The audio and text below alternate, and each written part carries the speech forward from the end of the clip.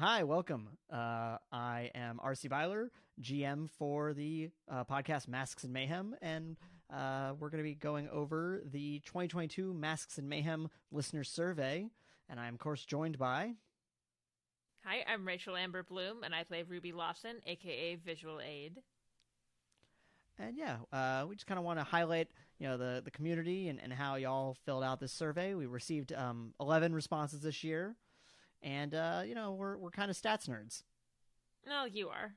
I like pretty graphs. and drop shadows.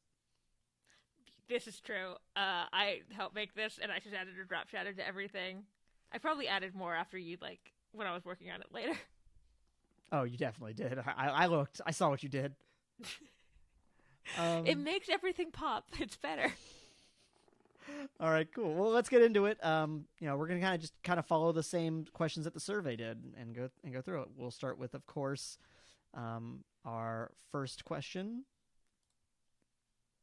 Where were you from? And in terms of the number of countries people mentioned, we had 4 total countries mentioned this year: the United States, the United Kingdom, Canada, and Australia. Unsurprisingly, the vast majority being from the United States. I It is still cool to me the idea that other people from other countries that are not our friends are listening to the podcast. Yeah, no, it's wild and awesome. Yeah. It's really cool to know that people that it doesn't just appeal to people that know us first off directly, but as well as far off places Seriously, that I guess you've been to Australia. I haven't been. I have been to all of these places.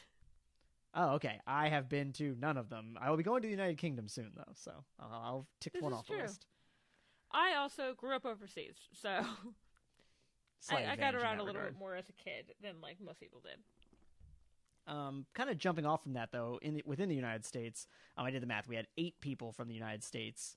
We kind of went and looked at what the most common states mentioned were.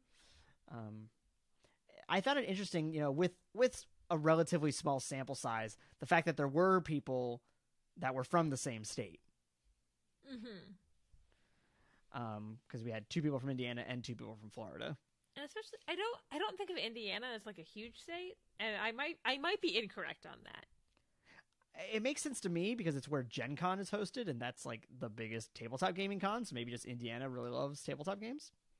That that's true, but I think of it makes more sense to me. Yeah, Florida and California are big. True, in terms of like For population I'm also wise. from a giant state, and apparently no one from Texas filled this out. So So next year, Texas, you gotta do right by us. There's gotta be someone out there. maybe I'll make my coworkers do it next year. Well, that would require them to listen to the show. So that's a question on if you want them to listen to the show. I they Now that we're back in office, people know about it, so it seems inevitable. All right. Well, next, we asked folks how old they were, and I was a little surprised by this one, just because I think of podcasting overall as being a little bit of a younger person medium. Not to say not obviously anyone can listen to a podcast, but particularly the idea of whenever I explain to someone older than me the concept of listening to people play a game, they don't seem to get it. I always have to be we're telling a story to get them to be at least be a little bit okay. Yeah, so it's really cool to me though that we have a decent variety of ages, including people in our age bracket and above. With our top one being 31 to 40, which is where I fall into. So I guess I'm kind of Um, saying something that speaks to the people in my age range. I'm. I guess I fall under the lower, the one right before that, but barely. Yeah, yeah, soon enough. Yeah. Soon you will be in my bracket here, and you will know what it is like. God, I just now remembering a friend. I said something about plucking a chin hair, and she was like, "You're in my age range now." I thought it was interesting that it was. I think this is actually for the best that we are nobody in the 0 to 17 range. I mean, yeah, We I'm swear a fine with lot. 16 up. Like much younger than that. We cuss too Yeah, much. but I feel like if we ever get to the point where like a 17-year-old is listening to the show, a parent is going to hear it and we're going to get an angry email. You're not wrong. Yeah, and then we had about again just a large amount of people in that 41 to 50 and 51 plus range, which I just think that that's interesting. Again, that that the stories that we're telling appeal to a larger age range than just our own. I find that really cool. All right, well let's move on then. Did you take last year's survey? I wasn't sure what to expect with this one. Because we had actually I'm trying to remember exactly how many we had last year. I want to say we had more, but it's good to know that if they took last year's survey and they're taking this year's survey, they stuck around. So thank you. Yeah. And to the people that didn't take last year's survey, it's a question on whether, and maybe we should have had a follow-up question about this, whether they didn't take it because they weren't listening at the time, or they just were listening but didn't weren't that involved. That would be good to know. Yeah, part of this video is to help me think through like what would be better questioning next year. I think they're probably as like both of us have done Green Ronin, which I know I'm pronouncing wrong, streams. I think we probably had a little bit of an uptick from like that. Definitely, yeah. Working with the guys over there has probably been definitely helpful to us reaching an audience that we weren't previously. Yeah. And what do we have next here? Oh, how likely are you to recommend Masks and Mayhem to someone? I will 100% admit this one's just a bit of an ego boost because I imagined that most people that would fill this survey out like us. Confirmation bias here. A little bit, just because if you rated us a 3, why are you listening? Why, if you're not enjoying it a lot, like there's other content out there. Don't go listen to it, but it's out there. Like, stay here, stay listening to our content. To us. We're all. But I want to know how to make you like us more. Yeah.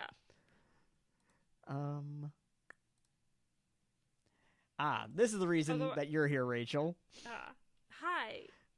Like, it's me. Hi, I'm the problem. It's me. Yeah, we wanted people to talk about like who their favorite player character is, and again, something we'll probably have them elaborate on a little more, just because we want to know like what do you like? Is it the storyline surrounding these characters? Is it something about the characterization? But Rachel won as our top winner for most beloved player character. I find myself. Oh, sorry. I was like, it's one of those things where I was like, I don't know if I could say like, there's why I think people love Ruby without making me seem like a little egotistical. No, this is a victory lap. Go for it. I'll just steal Brandon's line about Ruby, which is that she's the heart of the team. Yeah, no, I think there's definitely a fact that there's a lot of emotional scenes and moments that connect to Ruby as a character. But also, look at that drop shadow. Like it makes Ruby pop. I found myself most surprised that the crafter, my character, made the list. I put him on the list because I played as a character in at least, let me see here, at least 3 times, including the stream, right? Well, I was definitely on the stream. I'm kind of double checking because I can't remember the episode that I did with Brandon GMing. I believe that might have still been in 2021. Oh, it might have been. But technically, every time the crafter appears, you're playing him? Right. But I specified player characters, so you're right. I guess there's that is a malleable question in that way. Mm-hmm. Because I guess if you've already heard the character from previous appearances as an NPC, becoming a player character is just an expansion thereof. So either way, it was cool to make the running. Mm-hmm. And there was definitely. I feel like if we could talk about the stream we just did, I feel like there was an element to that with me playing Shauna. Exactly. I'm also going to be interested. I'm going to make a point maybe in 2023 here. We got to get Alex back on to play Beowulf again. Give Beowulf a couple more shots at that title. Oh yeah, definitely. And favorite friendly NPC, Ruth Day. We all love Ruth. We love Ruth Day, but I love. So we made this a free form box where you could just type in your answer, and the way people phrase some of these was amazing. Because previous years I had done it as like a multiple choice, I love that intrepid reporter Sean Ortega did get a mention with full title. Yes, of course. Someone really likes Ulrich. This is what I thought was interesting.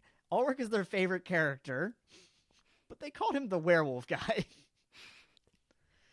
and I thought that was interesting just because, like, maybe I need to do a better job of just, like, repeating character names to make sure that they really stick. Especially the werewolf the guy? the one person who wrote Ulrich wrote Ulfric. Right. But I blame that one specifically on Brandon, because for a little while, Brandon kept repeatedly saying Ulfric, but I didn't catch it until I was editing, and you That's fair. Can't change it. So that was a mishearing on Brandon's part, has probably bled into some listeners also having the same thought. That's fair. But yeah, we also had Carl Balea, who technically got 3 mentions, which would have tied him with Ruth Day, because we had Carl, Brock's son, and Solar Guard, his future version. And I don't consider them the same characters, so that's why I didn't have it count cumulatively. Mm-hmm. Two Ruth people wrote Ruth, but one person wrote Ruth Day, more Ruth. Yes, someone clearly wants to see more of Ruth Day, agent of the Supervillain Assault Specialty Squad. Have you told the real Ruth Day about this? Oh, have I told Ruth Day that she was the favorite player character? No, I have not. That will be a wonderful surprise to give to her, to know that she is beloved in that way, except by strangers and not actually her. I know Ruth a little bit. She's also very lovable. Listen, I'm not saying that Ruth is not likable. I'm just saying these people know a version of Ruth that I have created that has very little in common with the actual person that you and I know. And that's one of the things I love about this is so many of our initial NPCs came from friends' names, and so there's a version that exists of these characters separate from them. Yeah. Moving forward, we have favorite villain of 2022. You can be honest with me, Rachel. I personally felt that my villains that I gave out were a little weak this year compared to previous years. Partially because of some of the delays, meaning we didn't get to all of the storylines that we were expecting to. I don't know. I felt like maybe it wasn't like it was more... I feel like there were more emotional stuff going on, so you didn't necessarily need the big bad villain every time. Fair. I just, when I look back on it, like I said, I made the whole list of all the villains that appear, and some of the ones that didn't make the running in terms of didn't get any numbers. We had Gabriel Tillins, the villain from the horror stream, Bezos, and the rogue androids from Prime for the Holidays. But overall, we had a pretty small assortment of villains to even choose from. Mm-hmm. I thought Gabriel Tillins was good. I feel like he probably didn't get as many votes, or like any votes, because of people like him not being on the podcast proper, and just being in the stream. Yeah, no, I definitely think that's a factor too, and it may contribute to what we do with the streams going forward as well. I do think your Caleb is a good villain. It does. Yeah. Oh, I do think I did a really good job of taking someone that people had known and in quite a short order, because his turn was within the second season, but the seeds were planted earlier in the season. Not that I didn't see that I was going to the future, but I did see something. I was like, something is going on with this dude. Yeah. One thing we never really got a chance to touch on is what? Oh no, go on. I remember when he made a dude's eyes bleed? Yeah, he bloodbended a guy. But one thing we never really had a chance to go back and touch on, and maybe this is something I need to make a note of for the future, is, we revealed that he had this, cursed item on him that was kind of, driving his actions, and, we never really got a chance to see how much of that was him versus how much of that was this cursed item up until, at least in his present storyline. That would be interesting to see. Yeah, as a follow-up on his villainous arc. Mm-hmm. Again, kind of similar to the Would You Recommend Us. This is probably something that next year we could just combine into one question. Though oddly enough, people the numbers skewed towards more people love it than they are likely to recommend us. It was like off by one, but I thought that was interesting. They're trying to hide their nerds. They can't let the people know. They can't. Oh, so it's not that they aren't. It's the only reason they're not willing to share it with other people is because they don't want to reveal their nerddom. Yes. Interesting. Well, that'll be one of the follow-up questions. Why? Hey, why? Yeah. And in terms of how we're doing on balancing story and gameplay, we pretty much, everyone felt we're doing a pretty good job of balancing it, because that's, ultimately it's a game, but it's also a story, and we don't want to feel like I don't want to feel like we're skimping on game mechanics, but I also want to feel like there is a worthwhile reason to listen to this particular show. Definitely, I think we do. We've got cool characters. There's a reason everyone's so invested in Ruth Day. And we didn't create slides for these, but we also got kind of similar ratings in terms of how we are in terms of our non-game chatter and jokes. People, 9 of the 11 people that filled it out said that we have a perfect amount. That is a testament to your and Brandon's editing, though. Right. Yeah, we definitely there is a heavy hand being played to that to make this a show that balances those aspects. Because I like, there has to be a certain amount of joking around and kind of slightly off topic chatter, because that's really what gives people a chance to know you separate from your player character. Yeah. And me separate from the many personalities I need to take on. Did you say God? Yes. You have literally at some point played a god. Yeah. And I don't like Ruby is like similar to me in many ways, but I'm not like exactly Ruby. Right. Yeah. There's definitely. Powers. I mean, we started from a point where you were definitely inspired by your own personality, but Ruby's definitely got some personality and like a career path I could have taken, kind of thing. Yeah. Background. Mm-hmm. In terms of another one we didn't make a slide for, but folks, there was a little more of a divide here of how well people can follow along with the game mechanics as we play. 6 of the 11 said that they can perfectly follow along, but 5 of them did say 4 out of 5. So I think that's one thing we're all kind of working on in the background now is making sure that we all know the mechanics best, so that we can better articulate it, like making sure we're using the right terms for things, which I hope will help people that find our show with the intention of wanting to learn Mutants and Masterminds, the world's greatest superhero RPG. Yes. Is it the only superhero RPG I've played? Yes, but also the best. That was their tagline on their books for the first 2 editions. Which I think back then was probably more of a claim too, because there probably weren't as many. Yeah.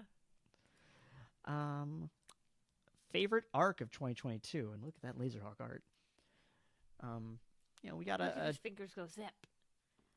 We got a decent variety on this one. Most people seem to like On a Distant Shore, our time travel arc, our most recently finished arc. And it was the longest one too, I believe, in terms of what came out in. I know, because we kept derailing your plans. Well, yeah, I meant just separate from that, even just the actual arc itself. It was long, but the majority of it released. Let me see. Yeah, the first 4 of 6 parts released in 2022. So, it was one of our longest stretches of episodes in that year. Just again, because different delays kind of kept our output not quite as high as we want, but we're doing better this year so far. Fingers crossed. Knock on wood. Don't knock on wood. I have to edit out Dan. I have to edit out Dan hitting his desk. I don't want to have to edit you too. This one is supposed to be there. Fair.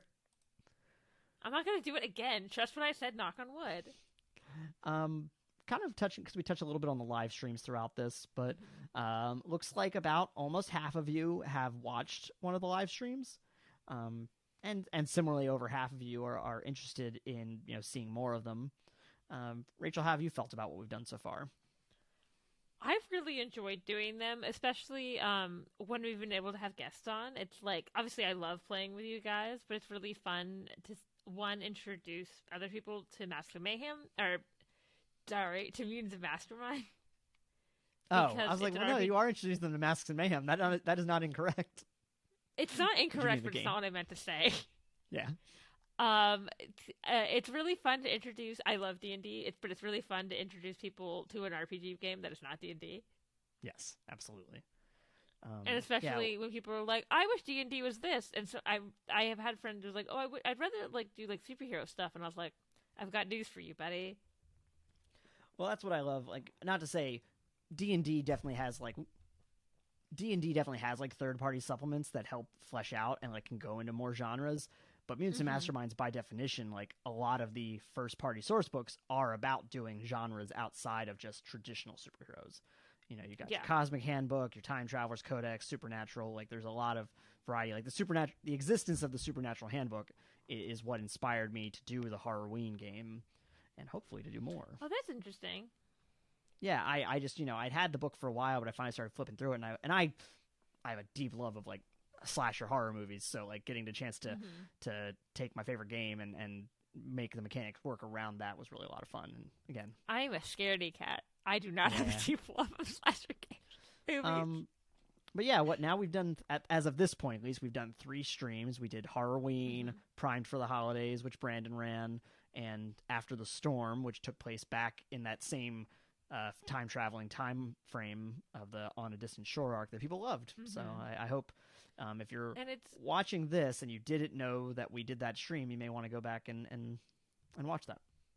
Yeah, and it was really fun for me to play like different characters. One of them obviously I played Ruby, but like till like these streams, Ruby is the only character I've ever played in Mutants and Masterminds. Right. So like it was fun, especially like playing an Atlantean, and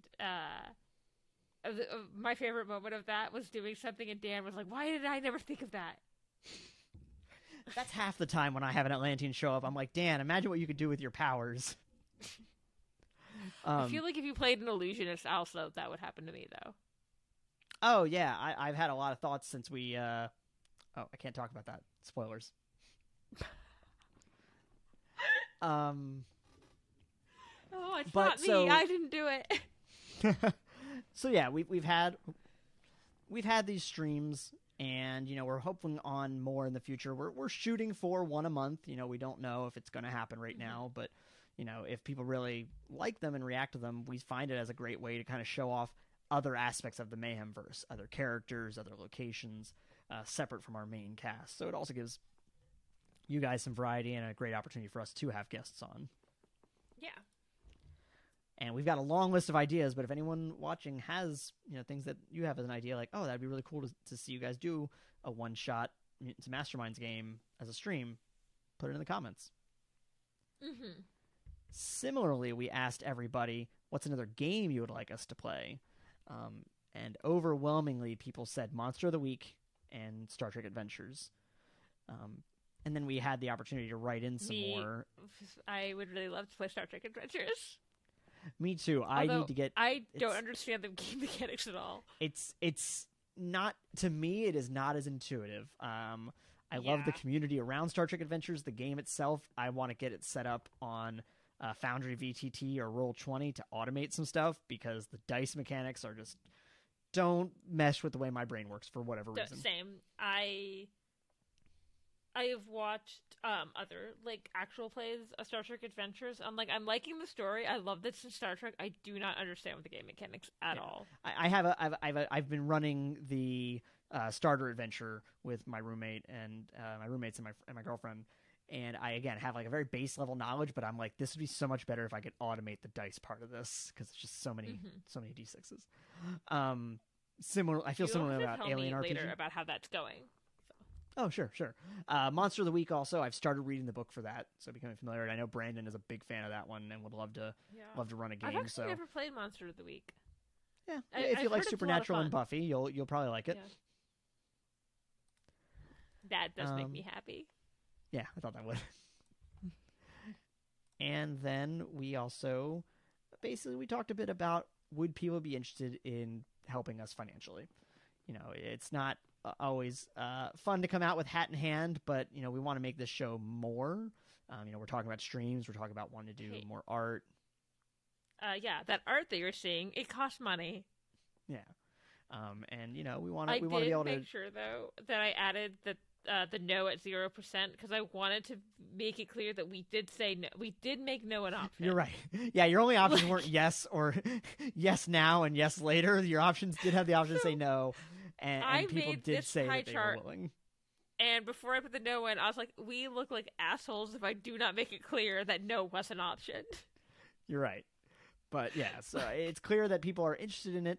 And again, part of the things I'm going to do when I follow up with people is like, what do you want to see out of that? What would make it worthwhile to you? It's cool that you want to support us, but we want to know like what would make it, beneficial to you and feel like you're getting your money's worth. And I know another thing we've also been talking to, like around the same vein, is like doing some kind of merch, which I honestly would love to. Yeah, that's part of what I was talking about. Like next year, what our differences will be. I think next year we might already have some crowdfunding going. So that won't be a yes question. It'll be more about like what are other things people are interested in, like merch. And that might be something we get a chance to do this year. It's not 100%, but hopefully, we'd like to. I'd like to see some cool things with our logo on it. What was that, Rachel? I want a Union shirt. Yeah. Are you imagining like now when you think about it, are you imagining like a sweatshirt, a long sleeve T-shirt, anything, button up? Not a button up. Most of that sounds like expensive. That's fair. I've always imagined it as like a gray long sleeve T-shirt, like what a Union cadet would get. Yeah, like I'm imagining in the same vein. Obviously not quite like the same logo, but like. When you see FBI agents running around in like an FBI shirt, or when you see like in the new Star Trek shows when they have the like shirts that have like part of the ship's name and they like, work out in those. Yeah. Okay. So yeah, that's kind of all right. Cool. We've been on the same kind of vein on that. I wanted to look like something that could exist in the universe. Yeah. All right. Well, I want to thank everyone who took the time to watch this video. And I want to thank Rachel for joining, but... I just thought of something for the Union shirt, because I think I said at one point that Ruby slept in Agent Ellen Rickert's Union shirt. Oh, yeah, definitely. Yeah, are you saying we need character art of that? I am not saying that, because that, I don't know if that's the best use of our money right now, but... That's fair. That's probably the fiscally responsible move is to focus on characters we don't have art of already. Yeah. As much as Brandon wants a million variant unless arts. someone wants to crowd fund specifically that art. That'll be a poster. It's merch. All right. Well, thanks again for tuning in, and for those who filled out the survey, you might expect to hear from us following up with some more questions. And for those who didn't maybe fill out the survey, keep an eye out. We're planning on doing another one next year. And, keep on listening to the show. Let us know what you think down in the comments, since you didn't get to do the survey. Yeah, thanks for listening. All right. Bye, y'all. Bye.